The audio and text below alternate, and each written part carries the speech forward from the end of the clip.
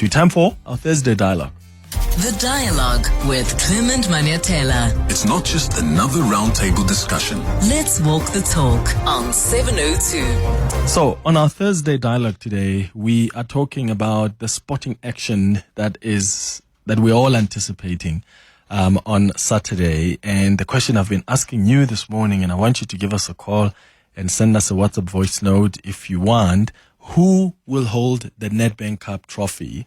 Will Pirates, and you know me as a Pirates supporter, I think Pirates is going to show its brilliance once again and retain the cup. Or maybe you're a Kaizer Chiefs supporter and you think this is a moment where they'll secure the Nedbank Cup victory, even though they've had a disappointing season. There's a ticket chaos as well that a lot of fans are concerned about, but there are thousands of fans that will be flocking to the Moses Mabhida Stadium on Saturday for the Nedbank final, in the first final between Kaizer Chiefs and Orlando Pirates in the competition since 2006. So who is it going to be? Give us a call on 011-883-0702. You can send a WhatsApp on 072-702-1702. I've got my two guests in studio this morning. Lorenz Kohler, who's a football journalist at Diski Times. Lorenz, thank you for making time. How are you? Thank you for inviting me. I'm honored to be on your show for the first time. Welcome. Good, and looking forward to the chat today. Looking forward to it too. We also have Siyasanga Monoalibe. Yeah? Ah, Sia, it's you. How, Sia? How? I didn't know that it's you. It's so good to see you. There's a funny, I have to tell this story about Sia, guys. I met this guy, how many years ago? About 6? I don't know, 5, 6 years ago. Yeah. 6, 7 years ago. Yeah. You contacted me, was it on Instagram? I'm not sure. Somewhere on social media, also you sent me an email and you Yeah. wanted to come in to be Shadow. an intern and shadow me at Yes, work. sir. We were still in the old building, and you came through and you were very interested, I remember, in sports. Yeah. And you shadowed us for I don't know, like for some time, Yeah. and then you left. And then we've been in touch. I was actually talking to another friend of mine. I was telling him just the other day how proud I am of you because I see the work that you're doing. Yeah. So I'm so happy to see you. What a lovely surprise. Yeah. What a lovely surprise. Okay, gentlemen, thank you so much for making time.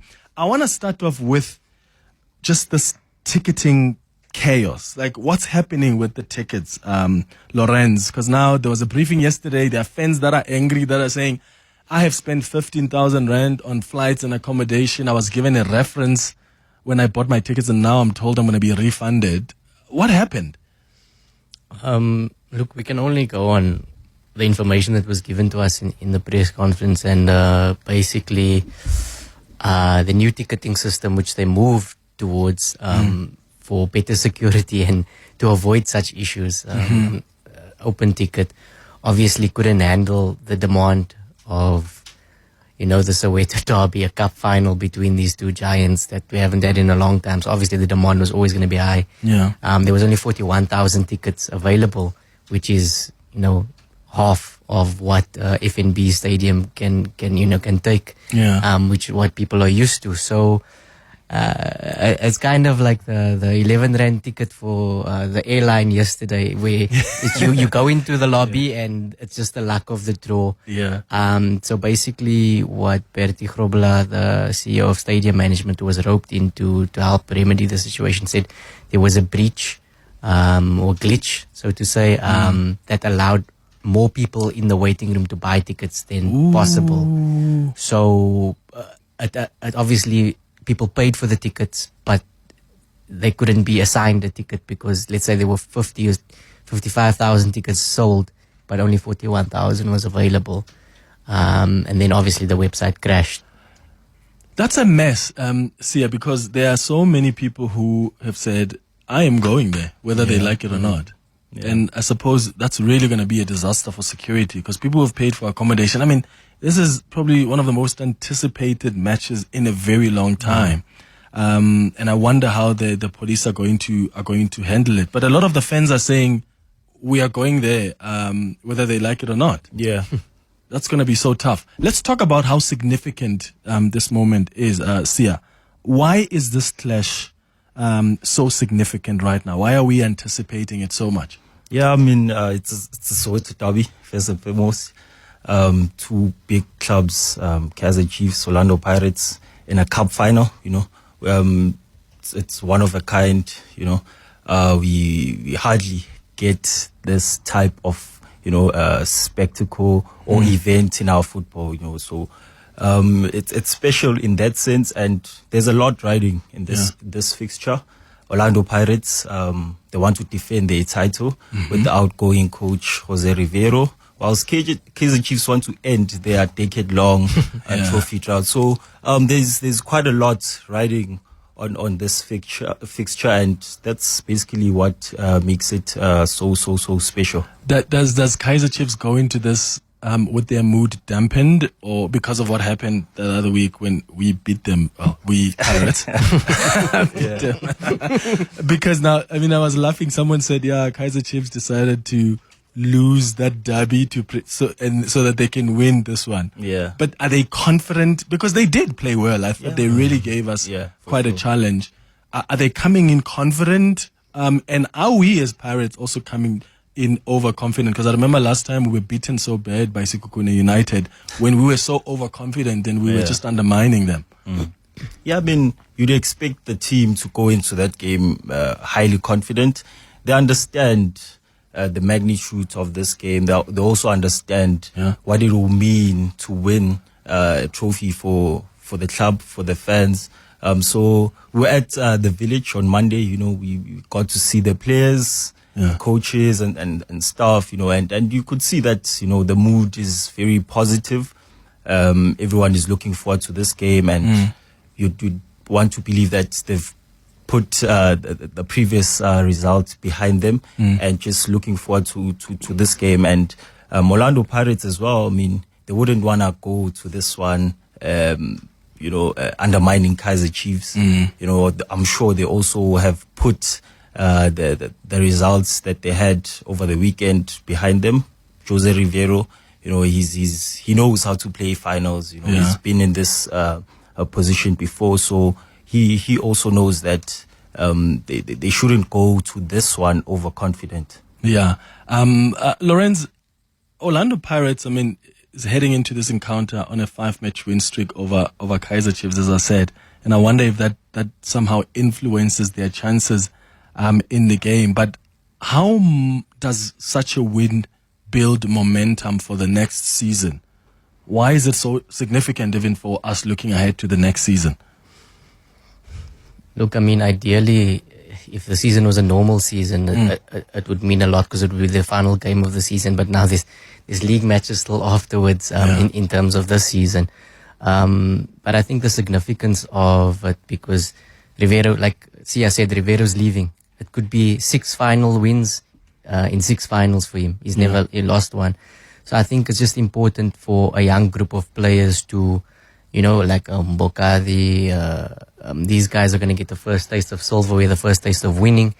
It's going to be obviously a special moment for the group, and then obviously they'll have a new coach next season, and potentially also many of these players might not be there because they're going to attract interest, your Nkotas, your Mofokengs. So I think it's just very important to continue that winning culture for Orlando Pirates. And then obviously it could be an unprecedented victory with 3 straight Nedbank Cup titles as well, which has never been done before. Yeah, so no coach has ever lifted the trophy 3 years in succession. Who has the edge, though, in terms of strategic planning for this game when you look at the 2 coaches? I think, obviously, Rivero with his experience. He's been there, done that now, won 5 domestic cups. I think he's obviously a very meticulous planner.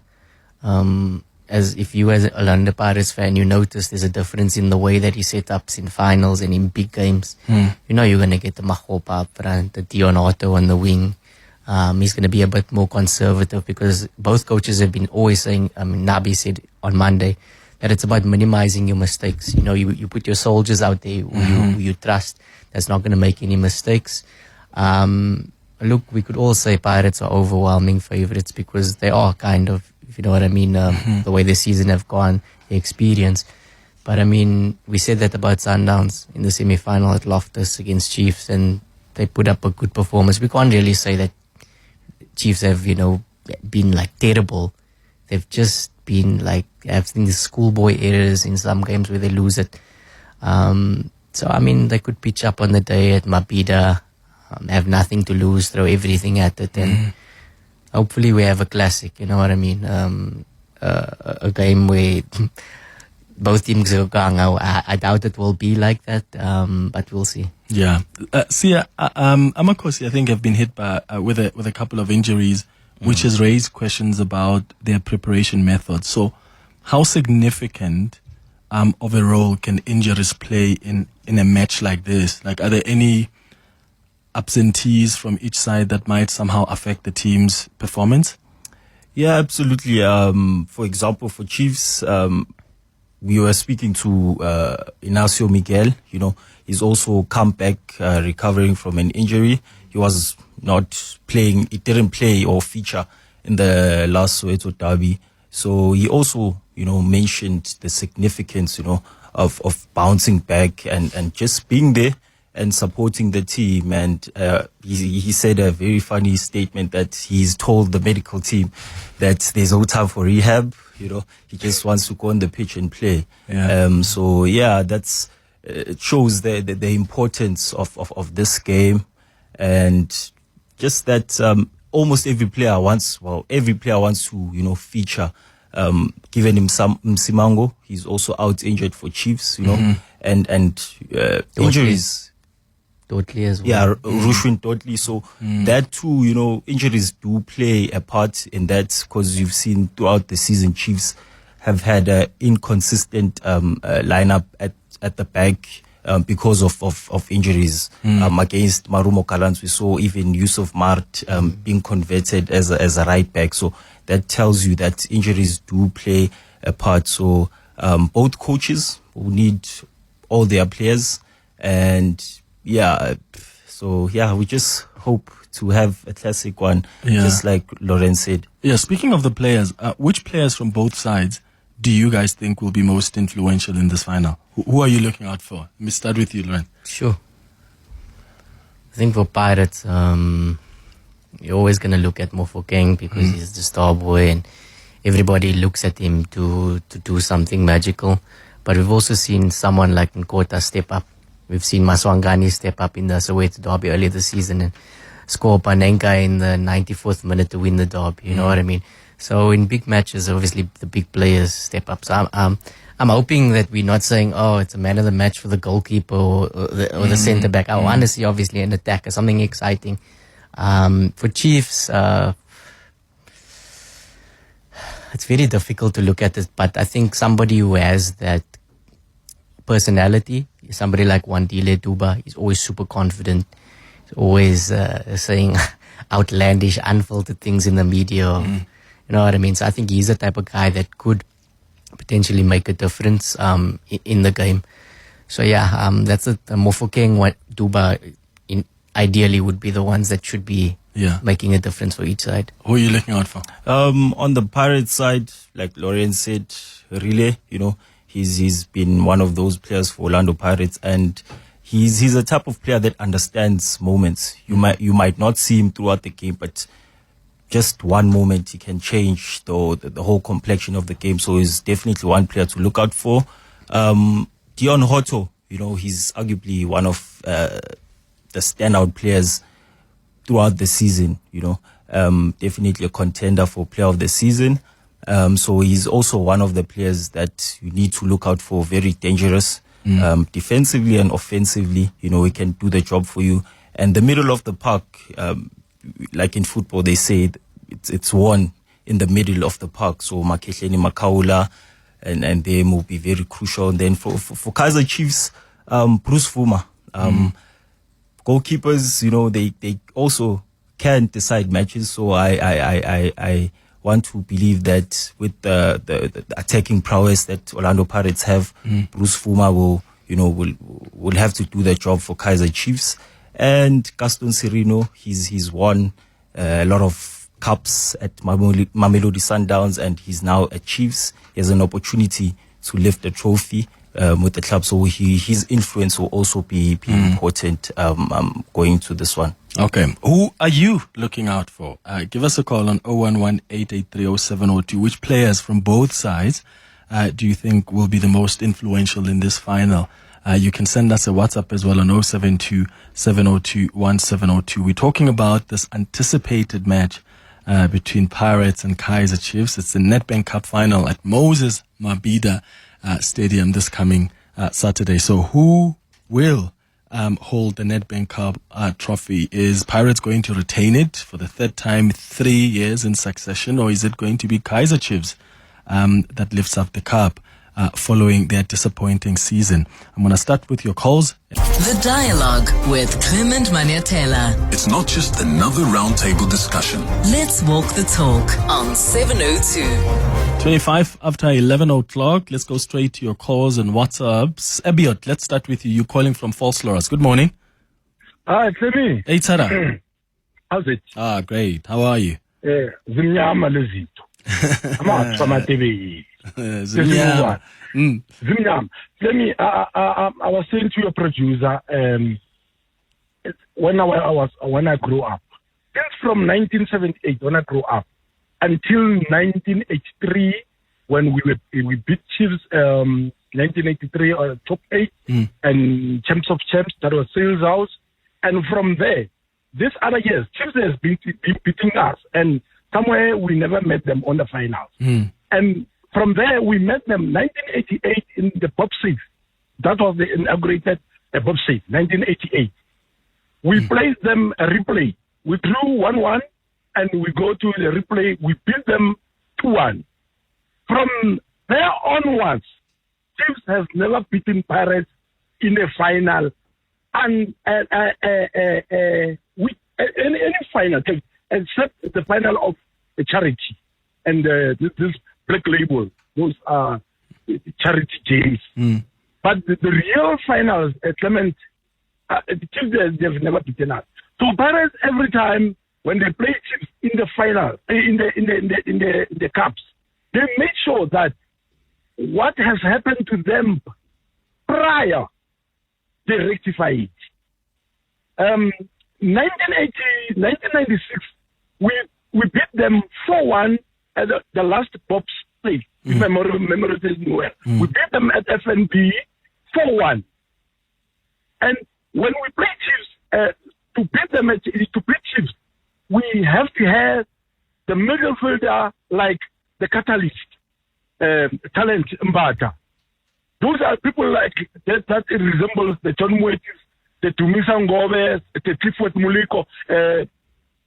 So I don't see Chiefs beating Pirates now, unless if the referee is going to award Chiefs the penalty. Okay, Abiyad and False Loras. Let's go to some WhatsApps.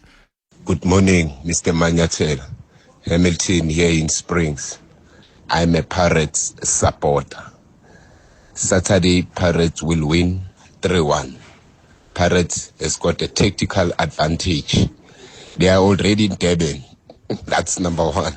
Number two, it's a farewell game for Jose Rivero. So it's a must win. Number three, we will be writing a history. The only team that won Nedbank 3 times in a row. Pirates will win 3 for that reason. Hamilton here in Springs. Shapa pagapa. Shapa. 3-1. I don't know. I mean 2-1 probably. Do you guys agree that the Pirates has tactical advantage here? Yeah, to a certain degree you do. You know, they want to make the coach proud. Yeah, I mean, Coach Jose has a solid team, you know, starting lineup and has a strong bench as well. We've seen how Pirates have matured throughout the years or during his tenure, you know. So yeah, Pirates, one could argue and say they do have that slight edge over Chiefs in that aspect. Yeah. There's a question here, Lorenz, from a listener who says, given that Orlando Pirates' recent success with young players, particularly in their last match against Kaizer Chiefs, where they utilized 6 20-year-old players. Do you think that Coach Jose's strategy of integrating the youth into the team will be the key to their victory in the Nedbank Cup final, or will Kaizer Chiefs' momentum from their semi-final win over Mamelodi Sundowns carry them to victory? But the central question here is about that utilization of the young players. How strategic and impactful do you think that can be? Yeah, I think Coach Jose has driven home a very important message about youth, especially coming from within the structures, that they give you something different that nobody else can give you. You can sign a player from South America for 60 million, but they're not going to give you that heart, that kid, yes. that grown up, that wants to be a Pirates player, that's dying to be in that first team space is going to give you. They're going to just give you that little extra. And I think, obviously they have the quality. You know, Pirates doesn't have a development like from under 7. So they are literally recruiting the best talent around the country, nurturing them in the DDC structures. And when they're ready, in 6 to 12 months' time, they get into the first team. So they have the quality, they have the talent. It's just about molding them into that tactical setup. And Jose obviously comes from a development background, and he was the perfect person to do it. He knew what he was coming into. And the club also has a clear strategy for the future. We don't spend 60 million. We're going to develop from within and potentially maybe sell players abroad. We'll see what happens in the next window. So I think it does give them an edge, that the players have a little bit more heart. And referring to the momentum, Chiefs haven't won 7 games in the league. So there's not really much momentum to go on, but just gees, spirit for the semi-final win, just to show that the belief that they can do it.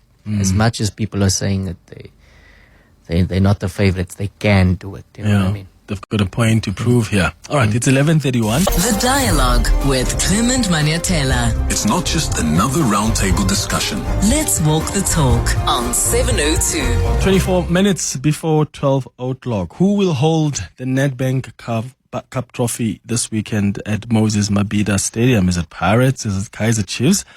We've got Siyasanga Monoalibe, who's a sports journalist at Sunday World, and Lorenz Kohler, who's a football journalist at Diski Times. I'm taking your calls now on 011-883-0702. Let's start with Ntantla, who's calling us from Lyndhurst. Ntantla, good morning. Good morning, Mr. Clement. Sure. Go ahead, brother. Yeah, I'm fine, and you? Sure. Hey, Chapa Pirates, Chapa. Sharpa. You know that. You know that, my brother. You see this coach, he makes me remind of Constantine Pat.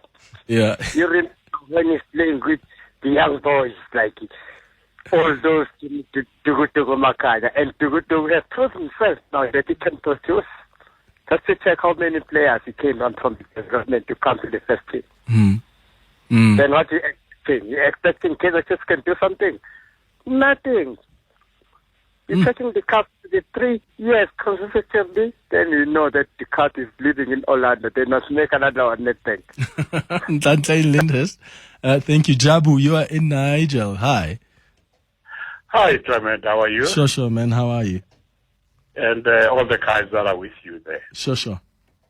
Man, Clement, you see, I'm a Pirates supporter. A full supporter of Pirates.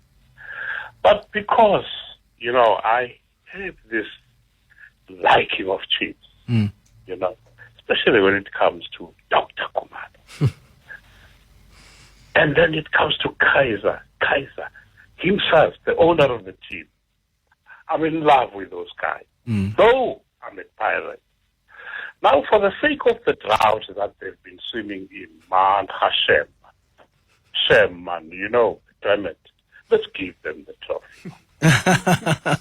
Look, it will have to be a hard-fought game, of course. But if Pirates lose, we Buccaneers, me and you, Clement, let's be joyous, and let's be happy for Chiefs. Be happy for them, yeah? Pardon? Yet we must be happy for them if they win this one. We must be happy for them if they win, for a change. Yeah. Okay, Jabu in Nigel. Here are some WhatsApp voice notes. Morning, Clemmy. It's Albert from Joburg here. Clement, history will be made. As you have just said, that the last time these two big clubs met on the final was in 2006. So Kaizer Chiefs are going to make history tomorrow, on Saturday, believe you me. They're doing very bad, but I think this is one for them. Amakosi, our Pelomo, yeah. Thanks, Clement. Bonjour, Clement. Your team, your guests, and my fellow listeners. I don't want to say much, to be honest. I don't want to say much, but I see an upset. People are going to Durban thinking they already won. Chiefs has got nothing to lose. And I'll come back on Monday, live and direct on the radio station, and congratulate whoever that won, which I think it will be love and peace without any shadow of a doubt. Looking at the derby, Chiefs made schoolboy errors. Pirate capitalized on those errors. I'll come on Monday, as I've said. Lisibi, live and direct. Good morning, Clement. It's a Pagania here. Without fear and favor, Pirates will take the cup. Players like Mfugengi, Mahopandowski, Dion Hoto, Sipo Chaine, these new guys, Selepe from development, Bogazi, they will show up.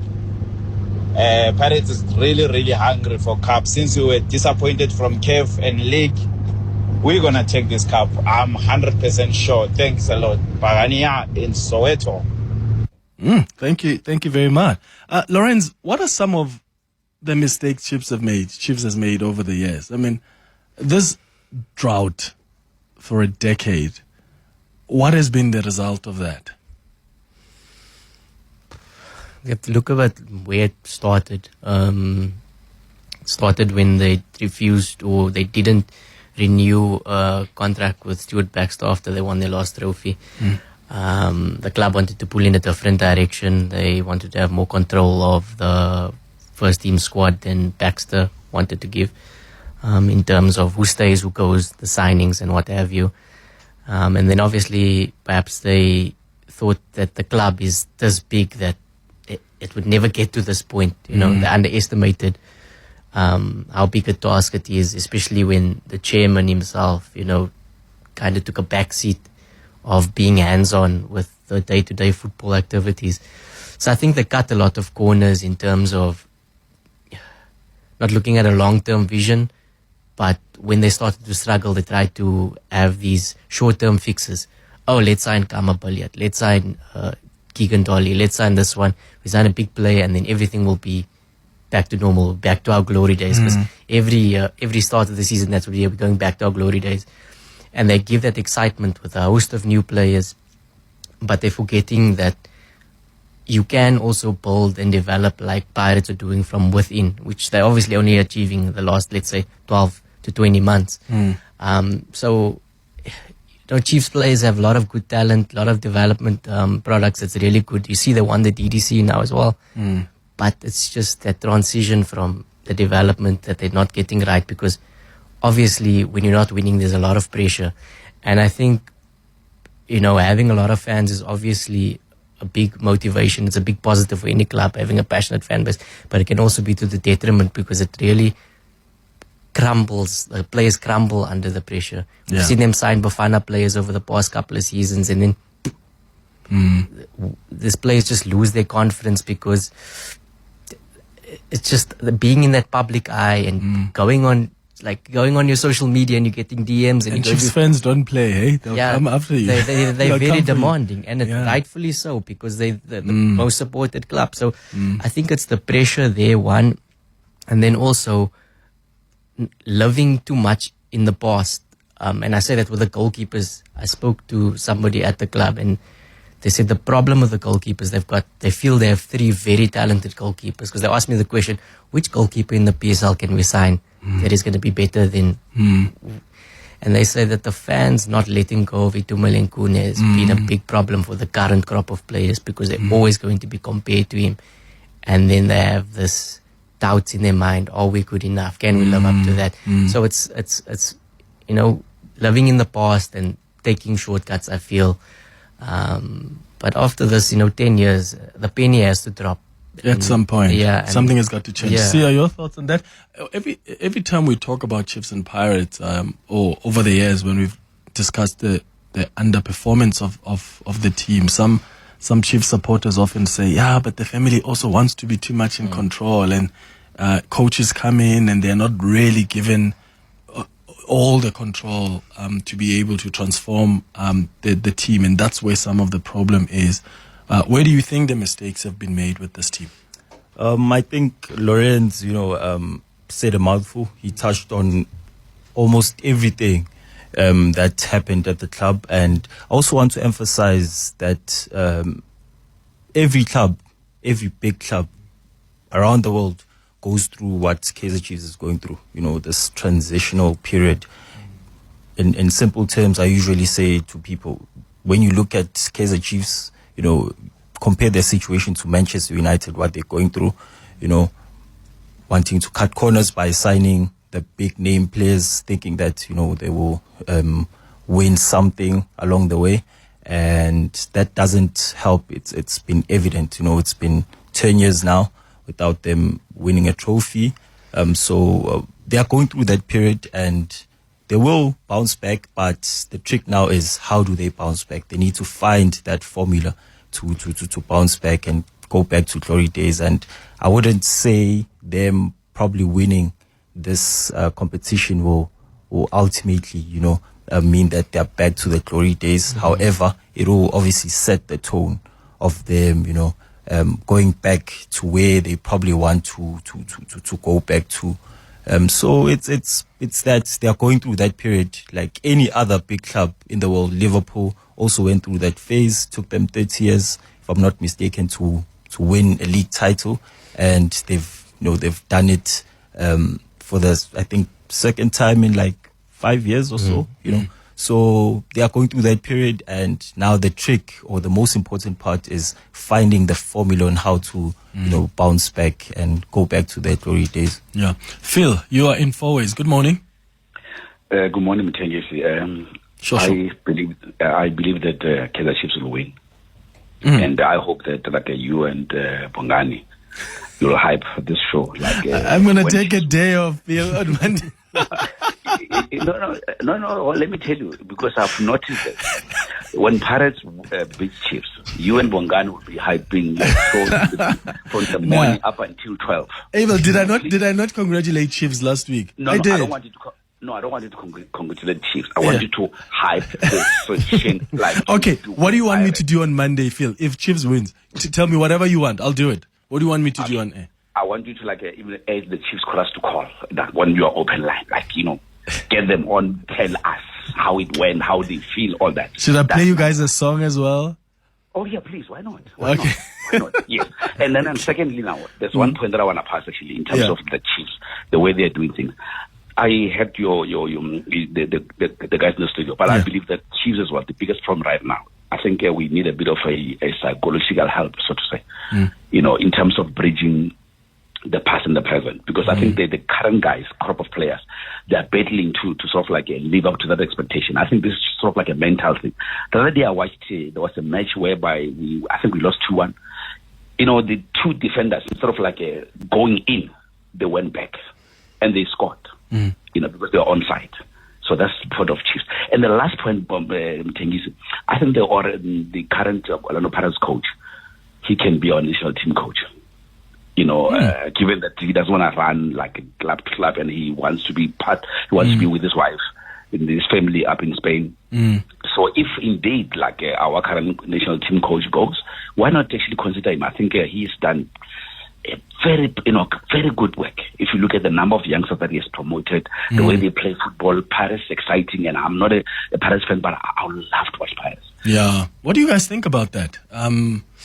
Jose, to the national team? They actually asked him that after the calling All-Stars game, because he won it, playing with the young, obviously the mix of the TDC and the All-Stars and whatever.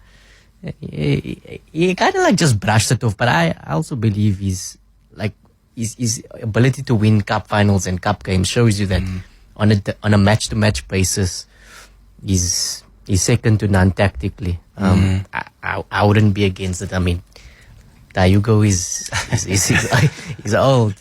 But he's laid a good foundation. Yeah. But I don't know how it would be received. Our public, loves the pizzo, the idea of pizzo, or Rulani. Yeah. We're very patriotic. But Bruce silenced a lot of people, so why not? I think why not give him a chance? But on the psychology thing, Chiefs have a psychologist. Yeah. Dr. Henning Gerrick, he was working with Cricket South Africa and the Springboks before. Maybe the fruits will happen in the future, but they do have a psychologist, sports psychologist. Maybe in the coming years. Yeah, your thoughts? About Coach Jose? Yeah.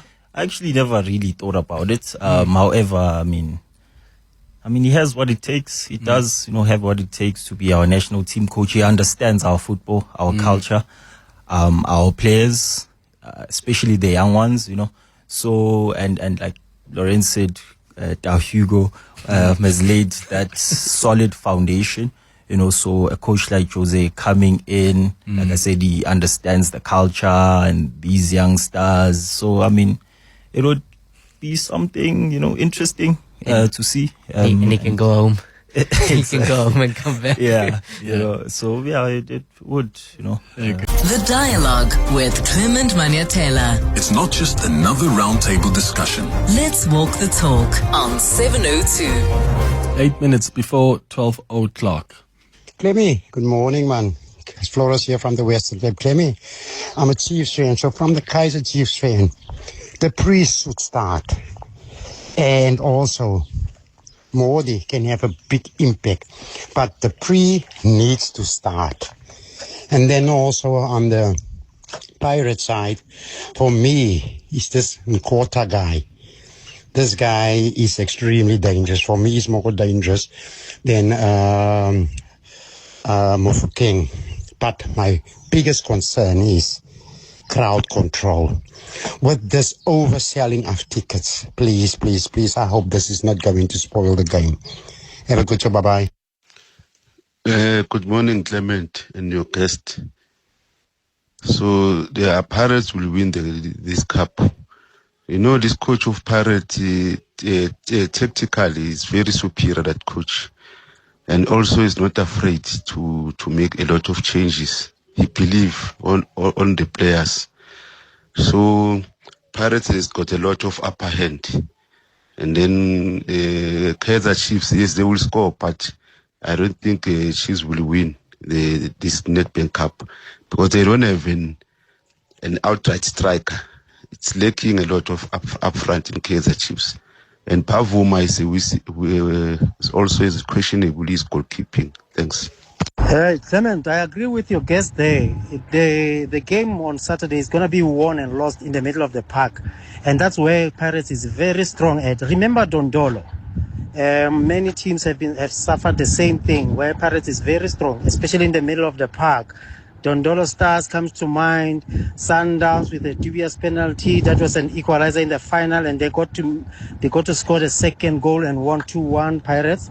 There was an arm that was lifted up, which was supposed to in a certain semi-final. Chiefs were supposed to get a penalty, was not given. That's where Pirates is very strong, and the referee is involved. Is in the middle of the park. That's where Pirates is gonna win the game. Eden from Marshalltown. How could a manigini zindala zombini? 3 Orlando Pirates, 1 Kaizer Chiefs. Oh, TLP imbogas matter. Ikenga pambi. Move. Clement, we're going to win this game. This game is ours. Going to win it 3-1. This is Lazola from Pretoria. Clement, my last input. It's premature to say 3-1 in favor of Pirates. I'll play it safe. I'll wait for your prediction tomorrow, Friday. That's when you give us predictions. Let's see what you say tomorrow, Clement. But I don't see Kaizer Chiefs coming out of this one unscathed. And when I say unscathed, I mean a heavy score. Simon Sanchiran. Yeah. I've gotten so many predictions right. People actually call me prophet because I get it right. But for some reason, I'm so scared to make a prediction about this one. But yeah, I'll make my proper prediction tomorrow.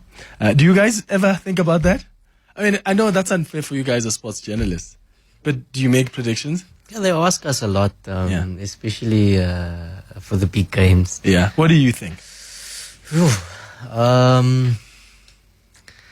I think because there's a lot riding on it, I think it's going to be dragged out. I don't think it's going to be finished at 90 minutes. Oh, yeah? I think we're going to go to extra time, maybe even penalties, 1-1 after 90 minutes.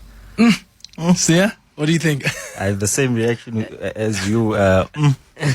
So I mean, it's a cup final. So it's a derby, full stadium. So like, I don't know. I usually don't predict these type of matches, but for some reason, I also see it going all the way to extra time and maybe being decided on penalties. Hence, I said Bruce Fuma will be, one of the players who will be key going into this one. So I see it ending maybe 0-0 full time, and we'll probably see who wins it. We want to help the caller that was speaking earlier, and Clement must come in a Kaizer Chiefs sweater. No ways. No ways. The best I'll do is play a nice Kaizer Chiefs song on Monday. Guys, thank you so much for coming through. Lorenz Kohler, football journalist at Diski Times, and Siyasanga Monoalibe, who's a sports journalist at the Sunday World. Thank you guys for making time for us. No, thank